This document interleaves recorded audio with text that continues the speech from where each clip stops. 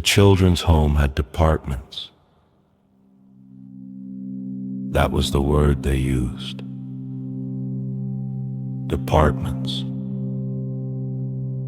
Places where we were supposed to receive our education. Woodwork, engineering, painting and decorating, and the farm. When you first arrived, you had to rotate through them. I was 13 when they sent me up there. After breakfast, we lined up in the courtyard. Work boots, cheap ones. They made your feet sweat. Work jeans, t-shirt, maroon sweatshirt. Nobody really talked. You just stood in your line and waited. Head count. Then we marched. The farm was the furthest away, past the woodwork department, past engineering, past painting and decorating. Then up the hill. It was a gray day. Cold. Unpleasant. I wasn't very enthusiastic about it. There were about half a dozen of us assigned there that morning. Most of them were regulars. They peeled off quickly to whatever jobs they already knew. Me and one other new kid just stood there waiting. Eventually, someone pointed us towards the cowshed. Muck it out. The shit was deep, above my knees, and shit is heavy. You fork it into a wheelbarrow. Then you wheel the barrow up a narrow plank and tip it into a trailer on the back of a tractor. The tractor driver was another kid, 17, maybe 18. There were no adults. He kept shouting at me, telling me to move faster, telling me to load more. So I loaded more. One trip, the wheelbarrow was too heavy. Halfway up the plank, I lost momentum. For a second, it just stopped there. Then it rolled backwards off the plank. Shit everywhere. I was beaten for that. For failing to push a wheelbarrow full of cow shit up a plank. After that day, I made sure I never went back to the farm again.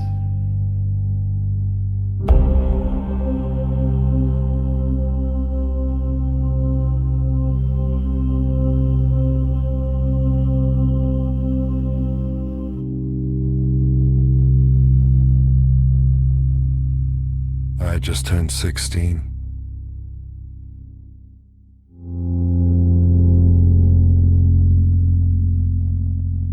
It was summer. Some kids were allowed home. Some kids didn't have homes. Sometimes we were allowed out on the playing field. I was out there. Same boots, jeans, t-shirt, daily uniform. 3 other kids with me. Some others kicked the ball around. We talked about drugs, what we'd done, what we wanted to do. Drug abuse was normal in institutional life. I didn't even realize that drugs weren't normal, that not everyone did them. It was just life for me. At some point, someone must have told us it was time to head in. We wouldn't have gone in voluntarily. As I was heading in, I heard a commotion from the changing rooms. I went to look. One of the kids, a year older than me, was fighting with a staff member, accusing them of being a nonce. Staff came in and broke it up. The lad got in trouble. He shouldn't have. He was telling the truth.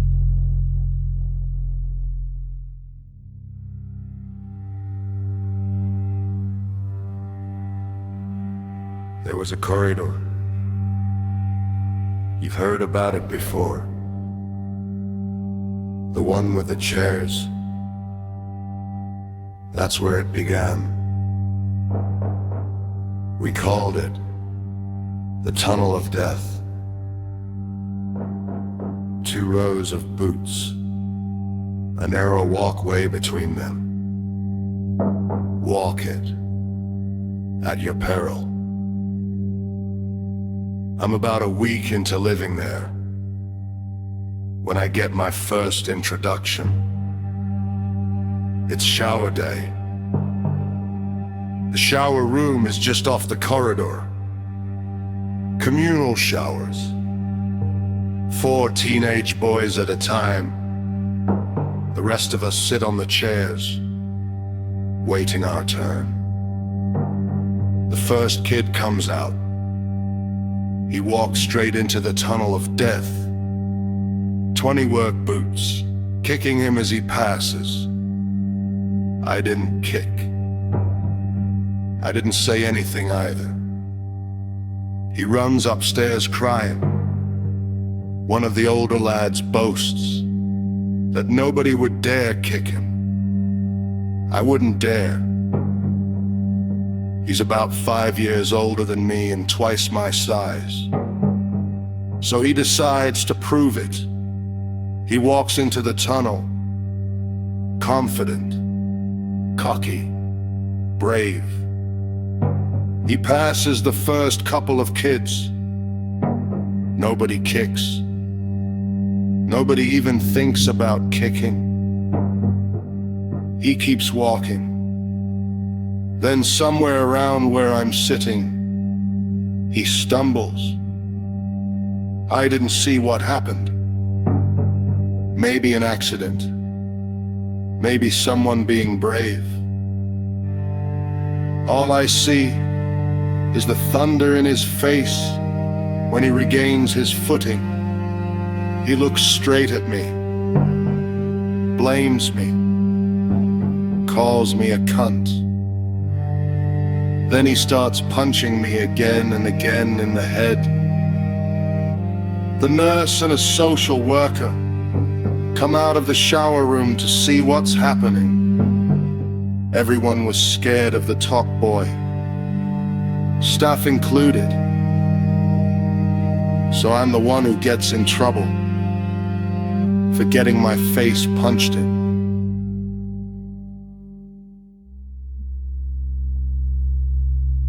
Evening meal. A couple of triangles of bread.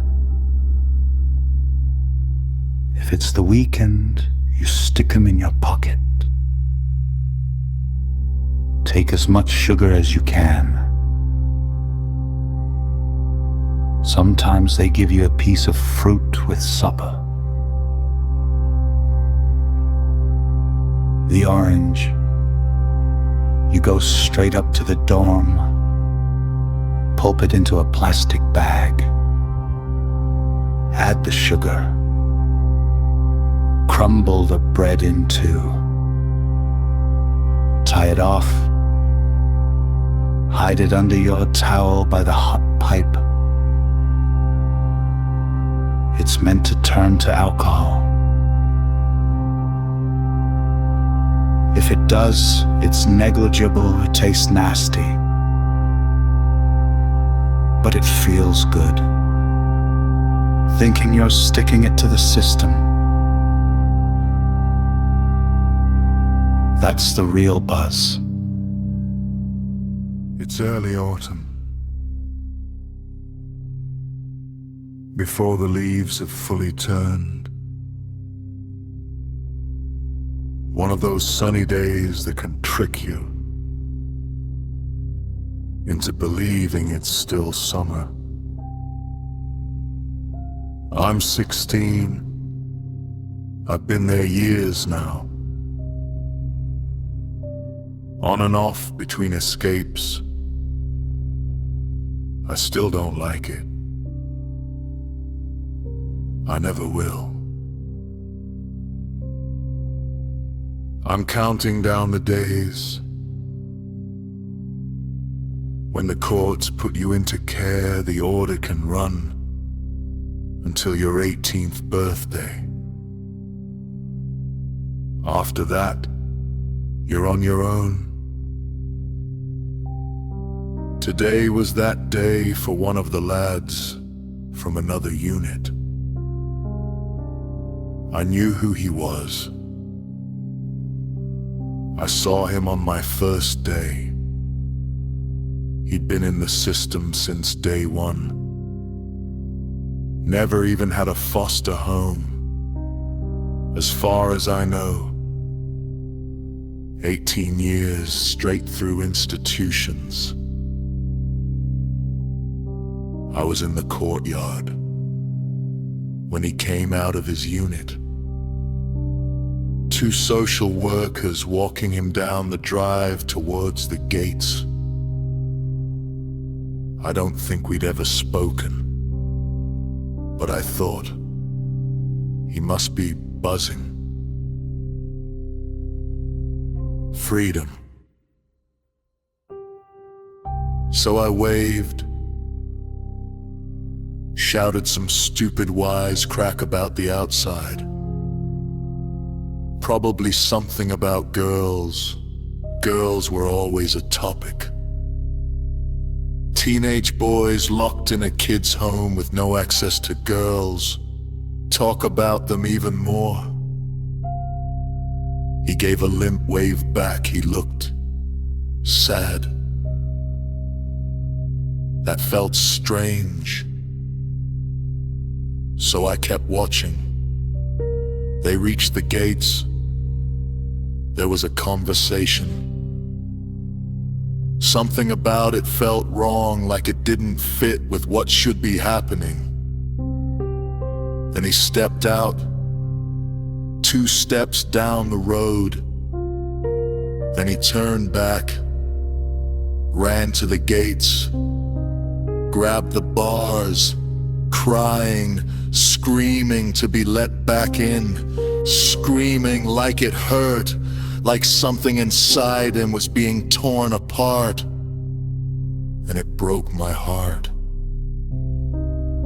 that someone could look at my hell and want to live in it.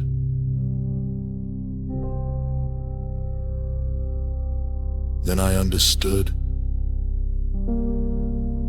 It was all he knew. And right there I made a promise. I would never let the system do that to me.